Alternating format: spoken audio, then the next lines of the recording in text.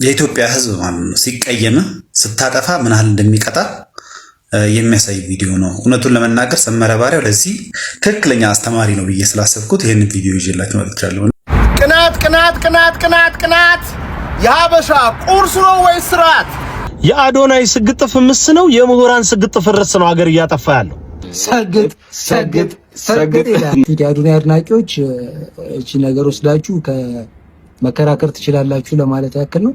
ሰላም ውድ ተመልካቾቼ እንዴት ናችሁልኝ? እኔ ደህና ነኝ፣ ክብሩ ይስፋ ብያለሁ። ቤተሰቦች ዛሬም እንደተለመደው ለእናንተ ወቅታዊ አዳዲስ መረጃ ዘር ቪዲዮዎች ይዤላችሁ መጥቻለሁ። አብራችሁን ቆዩ።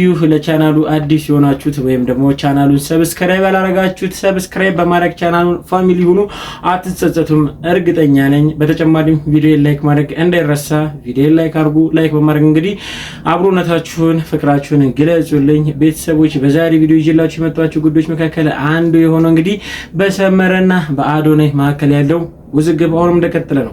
በተለይ ሶሻል ሚዲያ ላይ እንግዲህ የአዶናይና የሰመረ ግሩፖች ወይም ደግሞ አድናቂዎች እንግዲህ ቅጥቅጣቸውን እንደደራ ነው። ሰመረ ይችላል፣ አዶናይ ይችላል፣ ሰመረ አይችልም፣ አዶናይ አይችልም የሚሉ ድምጾች እየመጡ ይገኛሉ። በነዛ ላይ ሀሳባችንን የመሰለንን ጣል አድርገን እናሳልፋለን። እንግዲህ በተጨማሪም ደግሞ ሰመረ ላይም ትልቅ ጥቃት እንግዲህ ተከፍቶበታል። ምንድነው እሱንም የምናየው ይሆናል። ጋብዛችኋለሁ። በተጨማሪም ሌላኛው መነጋገሪያ የሰይፉ ጉዳይ ነው። ሰይፉ እንግዲህ በራሱ ቻናል ያጋራው ቪዲዮ በብዙዎች ዘንድ እንግዲህ ተቀባይነት ብቻ ማጣቱ ብቻ ሳይሆን ትልቅ ተቃውሞ አስነስቷል። ምንድነው እሱንም የምጋብዛችሁ ይሆናል። ሁላችንም እንግዲህ ልናስተውለው ወይም ደግሞ ሁላችንም ልናስበው የሚገባም ደግሞ ከሰሞኑ በህይወት ያጣነው አርቲስት ኮሜዲያን እንግዲህ ወንደሰን አውራሪስ ከሱ ጋርም ተያይዞ አዳዲስ የመጡ መረጃዎች አሉ። እነሱን አንድ ላይ አጠናክሬ አቀርብላችኋለሁ። አብራችሁን ቆዩ። ወደ ቪዲዮቹ እንሄዳለን።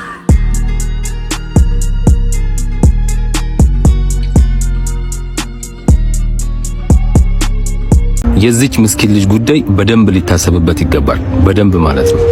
ማን ነው ከአሁን በኋላ ከጎኗ የሚቆመው? ማን ነው የሚያግዛት? ማን ነው የሚረዳት? ብለው ከሞተው አባቷ በላይ ለሷ እየተጨነቁ ነው። እቺ የምትመለከቷት ምስኪን ሕፃን ነፍሱን ይማርና የኮሜዲያን ወንደሰን ብቸኛ ልጁ ነች። ብቸኛ ማለት ነው። ጓደኞቹ እያሉት እንዳለው ከሆነ ከሞተው አባቷ ሌላ ማንም የላትም እያሉ ነው። እጅግ በጣም የሚወዳት በጣም የምታሳዝን የ9 ዓመት ልጅ አለችው። በጣም የምታሳዝንና ወደፊት የሷ ህይወት ያሳስበኛል። ገና የ9 ዓመት ልጅ ስለሆነች ነገ የሚያግዛትም ስለሌለ ድጋፍ ልጁን እንድታደርጉለት ነገ መማርም ስላለባት ሌላም ገቢ የሌለው ልጅ ስለሆነ ይሄንን እንዲያደርጉላለው። እንዳልኳችሁ ብቸኛ የሚረዳት አባቷ ነበረ። አባቷ ሞቷል። ነፍሱን ይማርና ኮሜዲያን ወንደሰን በየቀረበባቸው ሚዲያዎች ላይ ስለ ልጁ ተናግሮ አይጠግብም ነበር። በቃ አሁን እንዴት ታጓጓለች መሰለህ? በቃ የኔ ናት፣ አውቃ እንደ ልቤ ናት። በቃ የሆነ ተጨንቀህም ተናደህም ተደብረህም ቤትም ቢደብር ውጭ ቢደብር በሷ በቃ ፏ ነው የሚለው። ተከትላለሁ በቃ የምታወራኝ ነገሮች እንደዋቂ የምታማክረኝ ነገሮች በጣም ደስ ይለኝና በቃ ሪፍሬሽ አደርጋለሁ በህይወቴ። በቃ ምንም እዚህ ጋር ቢሊየነር መሆን ግድ አይደለም። በሷ የምደሰተው ነው ያለ በምንም አልደሰትም። የእናቴ ምትክ ናት። እንግዲህ እንደሰማችሁት ነፍሱን ይማርና ኮሜዲያን ወንደሰን ስለ ልጁ ተናግሮ የሚጠግብ አባት አልነበረም። በጣም ነበር የሚወዳት። ነገር ግን እቺ ልጅ ለሁላችንም ያደራ ልጅ መሆን አለባት ብዬ አስባለሁ። ጓደኞቹ እየተናገሩ እንዳሉት ከሆነ ምንም ነገር ጥሎላት አልሄደም። ምክንያቱም የአርት ስራ እንደምታውቁት ብዙ ጊዜ ሰው ይዝናናበታል፣ ሰው ይደሰትበታል። ነገር ግን አርቱ ላይ ያሉ ሰዎች ብዙም ለህይወታቸው የሚሆን ነገር አያገኙም ብዙ ጊዜ ማለት ነው። ስለዚህ እቺ ልጅ እንደ ጓደኞቹ ገለጻ ከሆነ የሚረዳት የሚያግዛት እሱ ብቻ ነበረ።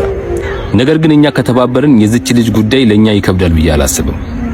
እና ከዚህ ልጅ ጋር በተገናኘ የሙያ አጋሩ የሆናችሁ ጓደኞቹ አርቲስቶች ማለት ነው ትልቁን ሮል ልትወጡ ይገባል ብዬ አስባለሁ።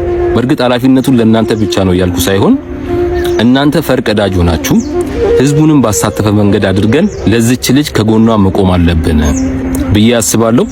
እባካችሁ ይህንን ቪዲዮ አድርሱልኝ። አመሰግናለሁ። እንደሰማችሁት ነው። በአርት ህይወት ውስጥ ያሉ አብዛኞቹ ሰዎች ስኬታቸው እንግዲህ ህዝብን ማትረፍ ነው። ያላቸውም ሀብትም የህዝብ ፍቅር ነውና ኮሜዲያን ወንደሰን አውራሪስ ከነሱ መካከል አንዱ ነው። በኖረባቸው በዚች ጥቂት እድሜ ውስጥ እንኳን ራሱ በርከት ያሉ የተለያዩ ስራዎችን ለአድናቂዎቹ እንዲሁም ደግሞ ለወዳጆቹ አድርሷል። ከዚህ ጋር ተያይዞ ብዙዎች በሱ ያስታውሱታል፣ ማስታወሻዎችም ጭምር ናቸው። ነገር ግን ከነዛ ስራዎቹ የበለጠ ዘመን ተሻጋሪ ሆኖ የሱን ታሪክን የሚጽፍ እንዲሁም ደግሞ የሱ ማስታወሻ ልትሆን የምትችለው አንድና አንድ የአብራክ ክፋይ የሆነችው ሴት ልጅ ነች። ስለዚህ ሁላችንም ይመለከተናል ብዬ አስባለሁ። የሱ ልጅን እንግዲህ በአቅማችን ሰው በሚችለው አቅም ሊረዳ ከጎኗ ሊቆም ይገባል። መማር አለባት። እንዲሁም ደግሞ በህይወቷ ውስጥም የተለያዩ ወጪዎች ይኖሯታል። እነዛም ራሱ የአቅማችንን ተረዳርተን ልናደርግላት ይገባል ብሏል ወንድማችን። እኔ በዚህ ሀሳብ እስማማለሁ። በተለይ ደግሞ በሱ ዙሪያ የነበሩ ጓደኞች በዚህ ጉዳይ ላይ በደንብ አድርጎ ቢሰሩበት ብዬ አስባለሁ። ለማንኛውም ለኮሜዲያን ወንደሰን አውራሪስ ነፍስ ይማር፣ ነፍስህን በአጸደ ገነት ያርግልህ። እንዲሁም ደግሞ ለወዳጅ ዘመዶችህም መጽናናቱን ከዚህ ጋር ነው የምኛለሁ። እናንተም ሀሳባችሁን ኮሜንት ሴክሽን ላይ ግለጹልኝ። በተጨማሪም እንግዲህ ወደ ዋና ጉዳያችን ስንገባ የሰሞኑ መነጋገሪያ ሰግጥ ፈምስ አሁንም ብዙ ሰዎችን እያነጋገረ ይገኛል። አዶናይ ካመጣቸው ወሮች መካከል ሰግጥ ፈምስ እንዲሁም ደግሞ ደድቡ ማንንም አትስሙ፣ ይህ ጉዳዮች እንግዲህ እስካሁን ድረስ ብዙዎችን ግራ በሚያጋባ ሁኔታ ልክ ነው ልክ አይደለም ብሎ ብዙዎችን ያጨቃጭቃል። ነገር ግን ሰግጥ ፈምስ ምንድን ነው ትርጉሙንስ እስቲ ከቃላት መዝገብ ላይ ብንፈልገው ምን ሊመስል ይችላል? እስቲ ቪዲዮ ልጋብዛችሁና ሐሳባችንን እንሰጥበታለን። ስለ ሰሞኑ ሰግጥና ፈምስ ሰግብና ፈምስ ሰግጥ ፈምስ እቺ ጭው የሌለ ጭቅጭቅ አስነስታለች ፒፖው ላይ አንዱ የተባሉ ገጣሚያን ምናምን ሁላ ጭራሽ የአማርኛ መዝገበ ቃላት እነኚህን ሁለት አወዛጋቢ ቃላት እንዴት ይፈታቸዋል? ፕሮፌሰር መሰለኝ በድሉ ዋቅጅራ ስለገቡበት ያው ቃላት ላይ ከሳቸው አንበልጥም፣ ግን ደኛው አጨቃጫቂ ቃል ደድብ ነው። ደደበ ይልና ምን ይላል መሰለ? ብርቱ ጠንካራ መያዣ ያለው እጀታ ወይም የወፍጮ መጅን ከመጨበጥ የተነሳ እጁ ጉጥን መጅን አወጣ፣ ደደብም ሆነ አበጠ ደደረ ይሏል። እንግዲህ ምን ማለት ነው? ይሄ አለ አይደል የገበሬ እጅ የሚባለው እዚህ ጨበጠ ምናምን ባንዴ ይሄ ውስስ የሚያደርግ ነገር እንዲህም አለ። ሰገጠ ይለንና አቢሲኒካ ምን ይለናል? ሞገደኛ የሰውን ነገር የማይቀበል ይሄ ነገር አይደረግም ሲል ሰግጦ ወይም ሞግዶ ያዘ። ነገር አልሰማም አለ ሲባል ኮንቴክስቹአሊ ምን አይነት ነገር አልሰማም አለ የሚለውንም ጥያቄ አብሮ መጠየቅ ያስፈልጋል። ሁለተኛው ደግሞ ምን ይላል መሰለች? በጣም የወደድኳት ነች። በቅሎ ታየ ምድር በልዩ ልዩ ስነ ፍጥረታት ሰገጠ፣ በዛፎች፣ በሳሮች፣ በድንጋዮች፣ በተራሮች፣ በባህሮች ተሸለመች፣ አበራች፣ አሸበረቀች። ወይም ተራራው፣ ኮረብታው፣ ጉብታው፣ ጉባው በምድር ላይ ተሰግጦ ታየ። ሰግጥ ሰግጥ ሰግጥ ይላል። የአዶናይ አድናቂዎች እቺ ነገር ወስዳችሁ ከመከራከር ትችላላችሁ ለማለት ያክል ነው። ይቸማችሁ፣ ይመቻችሁ፣ ይቸማችሁ። መሰገጥ ምን ማለት ነው በሸሪዓ? መሰገጥ በሸሪዓው መነሻ ቃሉ ይስጊጡን መስገጥ ሰገጥዩን ከሚለው ነው የመጣው ይላሉ። አይ ዘመኑን የዋጀ ዳዒና ዳዕዋ ሰግጡ በቃ ሚንበር ላይ ይወጡና ስገጣን ይቃወማሉ። ኡስታዞች ሁሉ ዳዕዋቸው የቲክቶክ ትሬንድ ሆነ እኮ ወላሂ። ታዲያ ዒልም ምን ጠቀመ? ሽክራን ሐቢቢ ወላሂ ትክክለኛ መልስ ነው የተናገርከው። ይሄ የጁምዓ ቀን የጁምዓ ኹጥባ ማለት ነው። ይሄ ሳምንቱን ያዩትን ቲክቶክ እና የታዘቡትን ነገር ይሄ መልስ መስጫ እያደረጉት ነው ማለት። ብዙ ማስተማር ያለባችሁ ነገር እያለ የቲክቶክ ወሬ እዛ ላይ ቆሞ ማውራት በጣም የሚያስጠላ ነው። ሲቀጥል ደግሞ አዶናይ ይሄ የራምዚ ሪል ስቴት ቻሌንጅ ማለት ነው የፎሎ ቻሌንጅ እሱ ሞቲቬት አድርጎ ባያሳካው ኖሮ ሽልማቱ አይሰጣቸውም ነበር።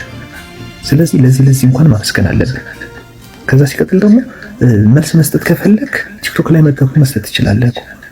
ነገር ግን እዛ መስጂድ ላይ ቆሞ እንደዚህ አይነት ወሬ ማውራት በጣም የወረደ ነገር ነው። ስለዚህ አርፋችሁ ብዙ የምታስተምሩት ነገር አለ፣ አርፋችሁ አስተምሩ። ፒስ ይመቻችሁ። እንደሰማችሁት ነው። መሰገጥ መሰገጥ መሰገጥ። እንግዲህ እኔ ከምንም በላይ የመዝገበ ቃላቶቹን መሰገጥ የሚለውን ነገር ትርጉሙን ሲሰማ እንደዚህ ነው እንዴ የሚያስብሉ ነገር ናቸው። መሰገጥ የአንድ ነገር እንደ ጥንካሬ ወይም ደግሞ በአንድ ዓላማ ላይ ያለማቋረጥ ያለመታከት በሱ ላይ አቋምን ሳይወለውሉ መቆየት ማለት ነው። ጀስት በዚህ ጉዳይ ላይ የማይስማማ ሰው ያለ አይመስለኝም እኔ እንደራሴ።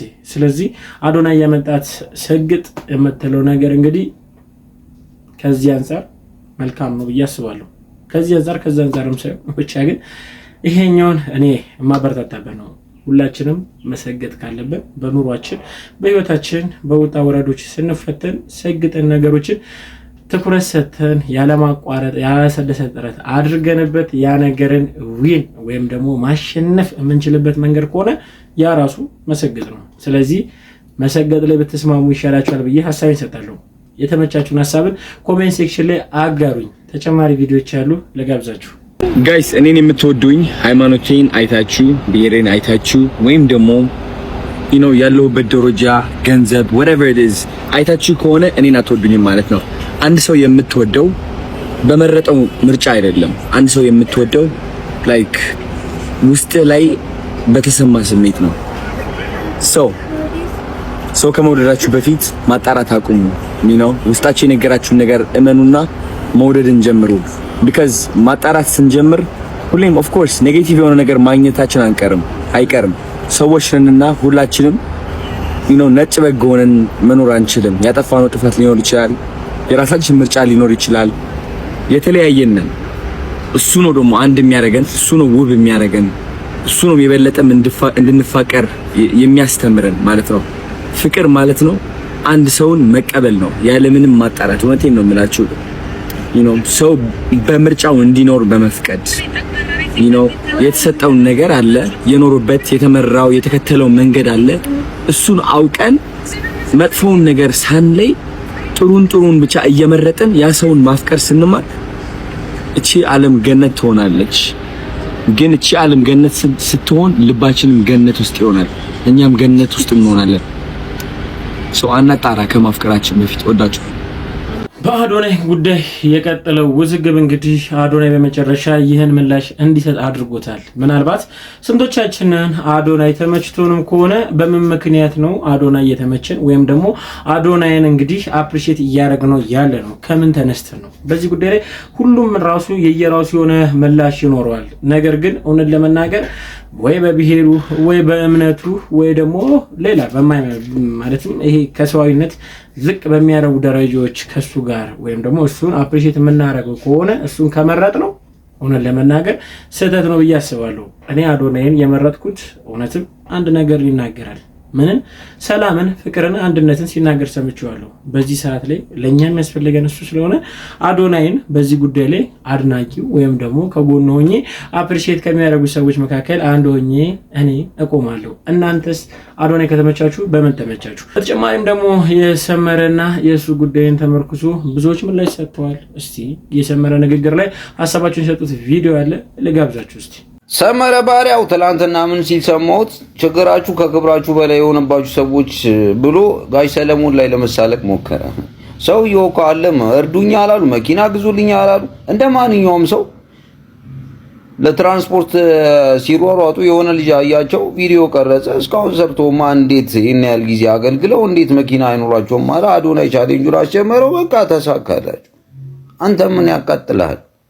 በዚህ ያህል ምቀኝነት እንዴ? ትችትም እኮ ልክ አለው እንጂ አንዳንዴ ይደብራል አይደብርም የሚለውንም ለይ እንጂ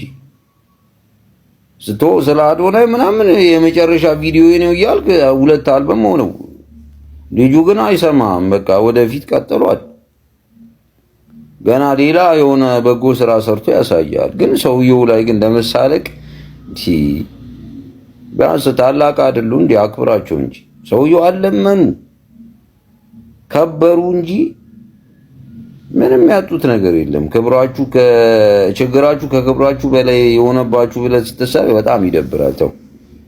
እውነት ለመናገር ሌላኛው መነጋገሪያ ማለትም ከአዶናይና ከሰመረ ሌላ ተጨማሪ ሰመረ በሰጠው ምላሽ ላይ እንግዲህ የጋሽ ሰለሞን አርቲስት ጋሽ ሰለሞን ብዙዎቻችን የምንወዳቸው በብዙ ሰዎቻቸው የምናውቃቸው ናቸውና ብዙዎቻችን በብዙ ሰዎች ዘንድ እንግዲህ ተቀባይነት ያላቸው ትልቅ አንጋፋ አርቲስት ናቸው እና እሳቸውንም መናገሩንም ተያይዞ እንግዲህ ሰመረ ላይም ከባድ ትችት ያስነሳው እሱ ነው። እውነት ለመናገር አዶናይ ብዙ እኔ እንደሚመስለኝ ሆነ ብዙ በፊት በተለይ በፊት ህይወቱ ብዙ ማስተማሪያ የሚሆኑ ግልጽነትን የተሞሉ ነገር ግን በእኛ ህብረተሰብ ጆሮ ላይ የማይመጥኑ ይባል ወይ ደግሞ የኛ ህብረተሰቦች ጆሮች ሊቀበሏቸው የማይችሏቸውን ነገሮችን እንግዲህ በግልጽነት አምጥቶ ያው ትውልድን ሊገሉ የሚችሉ ነገሮች ናቸው።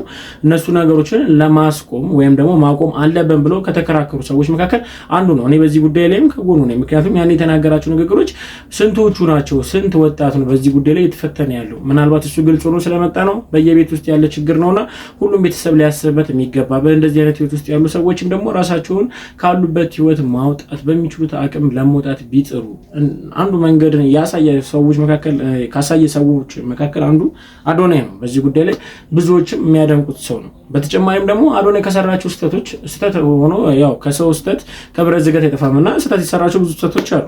ነገር ግን ኢቭን በቅርብ ጊዜያቶች ውስጥ እንኳን የሰራቸው ብዙ መልካም ስራዎች አሉ። በረምዚ ሪል ስቴት እንግዲህ ያስበረከተው የብር ሽልማት እንዲሁም በተጨማሪ ከሰሞኑም ደግሞ በብሮክ ሪል ስቴት ባለሳሳት እንደዛም ብሮክ ሪል ስቴት መሰለኝ በሱ እንኳን ለጋይ ሰለሞን መኪና ያስበረከተበት መንገድ የተለያዩ ሰዎችንም የረዳበት መንገድ ያ ከካሜራ ጋር ስለሆነ ብዙዎችን ኮንፈርት ሊነሳ ይችላል። ነገር ግን ብዙ ረጂዎች አሉ፣ ብዙ መልካም ሰዎች አሉ። ከነዛ መልካም ሰዎች ጋር እያነጻጸር ነው ሲሆን ግን የሰራውን መልካምነትን በሚዛን ላይ ብናስቀምጠው ኦሬዲ የሰራቸው ስህተቶች ይኖራሉ። ደድቡ ምናምን ነገር እነዚህ ነገሮች ትንሽ በማህበረሰብ ውስጥ አልተለመዱምና ትንሽ ይሆናል አይደል ኮንፈርት የሚነሱ ወርዶች ስለሆኑ በዛ ክርክር ያነሳል ብዬ አስባለሁ። ግን ቢሆንም ግን ሰመረና እሱን ካጋጫቸው ጉዳዮች ይልቅ የሰራው መልካም ነገርንም ብናስበው ብዬ እኔ በዚህ ጉዳይ ላይ አስባለሁ። እና ከዛም አንፃር ነው ሰመረ ላይ ትልቅ የሶሻል ሚዲያ ጥቃት የተፈጠረበት። ሰመረ ላይ ትልቅ ጥቃት እየተፈጸመ ይገኛል። ምንድነው የሚለውም የሶሻል ሚዲያ ጥቃት ነው። እስቲ ቪዲዮ ልጋብዛችሁና ሐሳባችን እንሰጥበታለን። የኢትዮጵያ ሕዝብ ሲቀየም ስታጠፋ ምን ያህል እንደሚቀጣ የሚያሳይ ቪዲዮ ነው። እውነቱን ለመናገር ሰመረ ባሪያው ለዚህ ትክክለኛ አስተማሪ ነው ብዬ ስላሰብኩት ይሄንን ቪዲዮ ይዤላችሁ መጥቻለሁ። እና እንደምታዩት ሰመረ ባሪያው እውነቱን ለመናገር ወደ 236,000 ተከታይ ያለው በዛ ቻናሉ ላይ እስከዛሬ ድረስ እንግዲህ ባለው በዚህ ዘመን ውስጥ ከ2013 ዓ.ም ጀምሮ 537 ቪዲዮዎችን ፖስት አድርጓል። በዛም 28.5 ሚሊዮን የሚጠጋ ገደማ ቪዲዮዎችን እንዳገኘ ይናገራል። እና ከቅርብ ጊዜ ወዲህ አይታችሁ እንደሆነ ሴፍ ፋንታውን ላይ ተደርቦ ነው ያው ዝም ብዬ ነገሮችን ሳይ ሴፍ ፋንታውን ላይ ተደርቦ መጣና አዶናይ ላይ ያልተገባ አስተያየቶችን መስጠት ጀመረ። ከዛን ሰው ወዲያው ነው ሪአክት ያደረገበት ማለት ነው።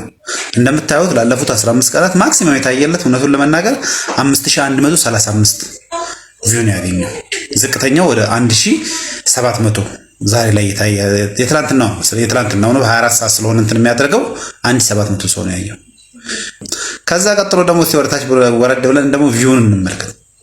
ቪው ኦልሞስት ተመቶበታል። ይሄ ለአብዛኞቻችሁ በነገራችን ላይ ትምህርት ይሆናል ብዬ ስላሰብኩ ነው። እዚህ በመቃረን ላይ ሁሌ ነገሮችን በማጣጣል ላይ በሀገሪቷ አብሶ ወጣቱን በመቃረን ላይ የቆማችሁ ሰዎች መጠንቀቅ እንዳለባችሁ ከዚህ ነገር መማር እንችላለን። ዝም ብሎ የሚመለከታችሁ የለም። ከዚህም አልፎ ሪፖርት አድርጎ ቻናላችሁን ራሱ ሊያዘጋባችሁ የሚችል እንቅስቃሴ ሊመጣ ይችላል። ስለዚህ ቶሎ ከስሜታችሁ ወጣችሁ ምናልባት የሚያናድዳችሁም ነገር ከሆነ ኤዱኬሽናል በሆነ መንገድ እኮ ሪዝነብል በሆነ መንገድ መቃወም ጥሩ ነው። ግን ደግሞ ማለት ነው አንዳንዴ ሩድ በሆነ መንገድ መቅረብ ጥሩ አይደለም። ሰመረ ባሪያው እውነቱን ለመናገር ማሳያ ስለሆነ ነው።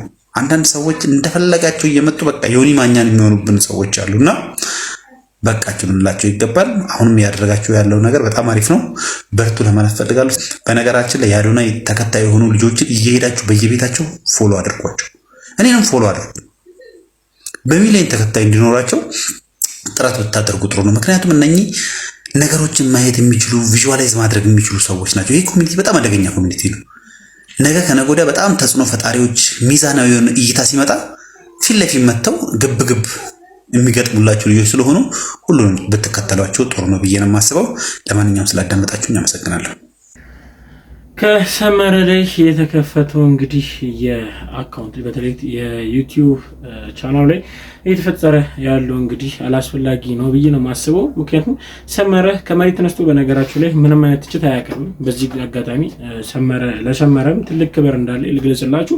ሰመረ ለብዙ ጊዜያቶች እንግዲህ በሀገራችን ላይ ከባህል ከወግ ከሃይማኖትም ወይም ደግሞ ከግብረ ገብ ከስርዓት የወጡ ነገሮችን ይቃወማል። ምክንያቱም ስርዓት ያለው ነገር ሁሉ ጊዜ ለሀገርም ለወገንም ለትውልድም ጠቃሚ ስለሆነ በዚህ ጉዳይ ላይ ብዙዎቻችን ሰመረን አድናቂዎቹንም እንዲሁም ደግሞ ከጎኑም ነን በሰመረ ጉዳይ እና ወንድማችን ከተሳሳተው ጉዳይ መካከል ደግሞ እንግዲህ ለሰይፉ ተደርቦ ነው እንደዚህ አይደለም።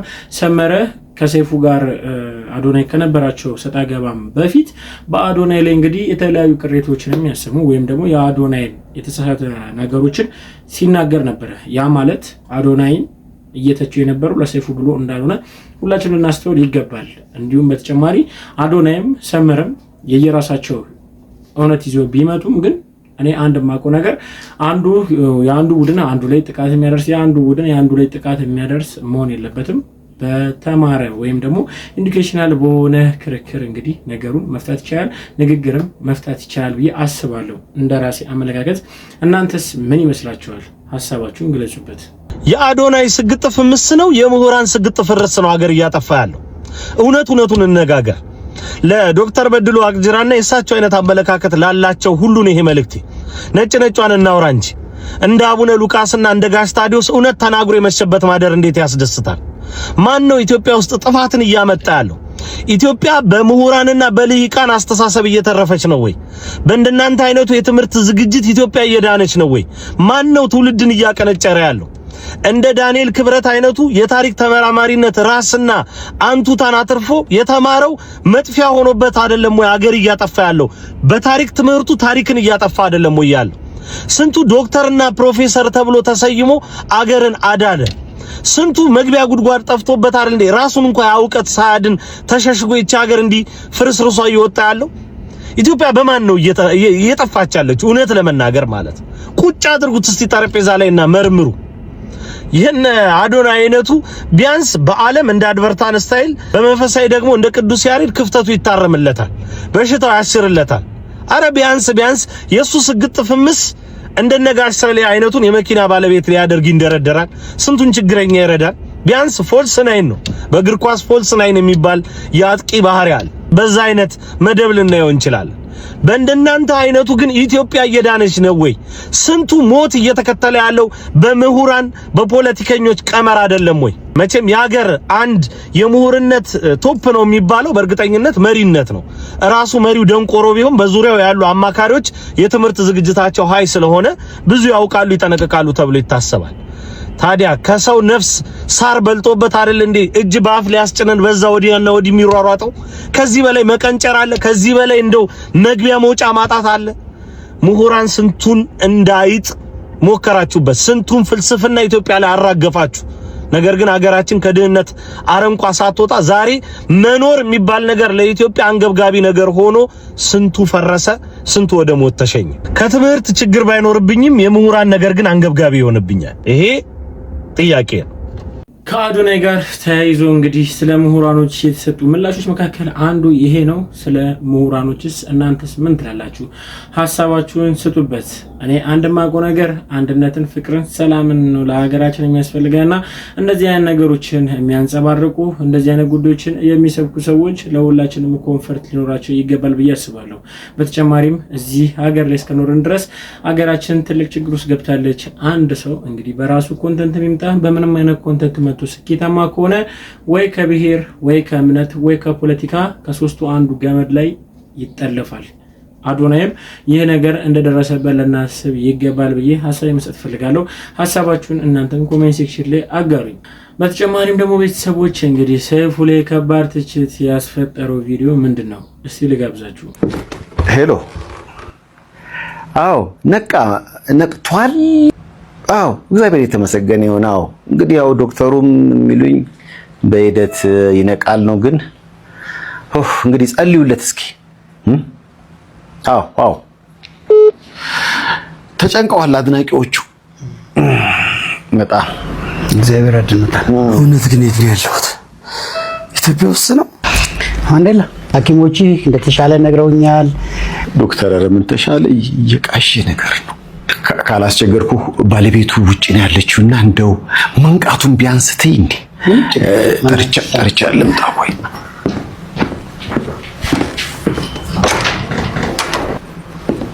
ማንዴላ የኔ ፍቅር ደህና ነህ? ተሻለ? አባዬ እንዴት ነህ? ባለቤቱንም ማወቅ አልቻለም ዶክተር። ካለን ቅርበት አንጻር ወይ ደግሞ ሊያቀኝ ስለሚችል እንደው እንኳን እግዚአብሔር ማረህ ልበለው እንዴ? ቆይ አሁን ታየዋለህ።